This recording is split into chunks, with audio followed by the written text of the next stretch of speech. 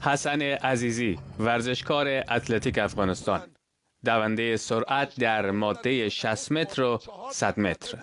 عزیزی تحصیلات آکادمیکی در تربیت بدنی داره و به گفته خودش از 6 سال به این طرف در ایران و در مسابقات گوناگون شرکت میکنه. حضور در مسابقات بین المللی با پرچم افغانستان و یک قهرمانی آسیا در کارنامه داره. 6 ساله که ورزش دوم میدانی را به صورت حرفه‌ای انجام میدم.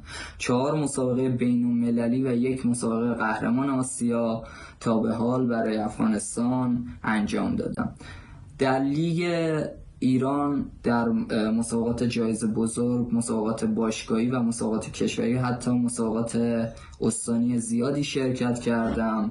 این ورزشکار افغانستان به مانند صدها و شاید هزاران ورزشکار دیگر که ناچار به مهاجرت شدند با ناملایمات زیادی دست و پنجه نرم میکنه. عزیزی برای امرار معاش در ایران کارگری میکنه.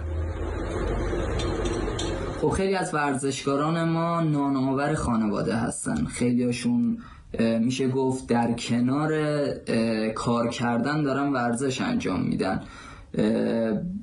در کوتاه‌ترین تایمی که براشون فرصتی پیش میاد قطعا میرن ورزششون و تمرینشون رو انجام میدن تا انگیزشون رو از دست ندن.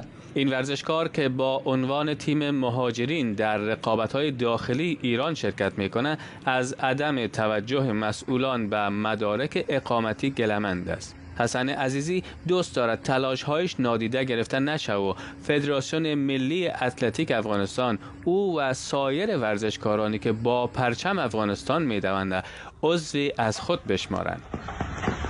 ما مشکلات زیادی از جمله مشکلات اقامتی، مشکلات تذکره الکترونیکی پاسپورت داریم که این میتونه مشکل زیادی رو برای مسابقات برون مرزی که در آینده داریم برای ما ایجاد کنه که متاسفانه تا حالا توجهی بهش نشده.